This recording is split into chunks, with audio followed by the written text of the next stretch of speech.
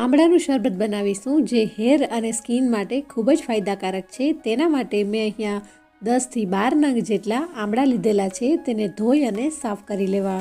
ત્યારબાદ તેના નાના નાના ટુકડા કરી દેશું જેથી ઇઝીલી આપણે તેનો પલ્પ બનાવી શકીએ।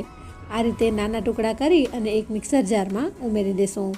સૌથી પહેલાં મિક્સર જારને એકવાર બ્લેન્ડ કરી લેશું અને ત્યારબાદ તેમાં 3 ટેબલસ્પૂન શુગર એડ કરી દેશું। ત્યારબાદ અહીંયા સ્વાદ અનુસાર નમક એડ કરી દેશું। 2 ગ્લાસ પાણી એડ કરી દેશું અને ત્યારબાદ આ પલ્પને આપણે સારી રીતે ગ્રાઇન્ડ કરી લેશું। મિત્રો, સિઝનમાં આમળા ખાવા ખૂબ જ જરૂરી છે।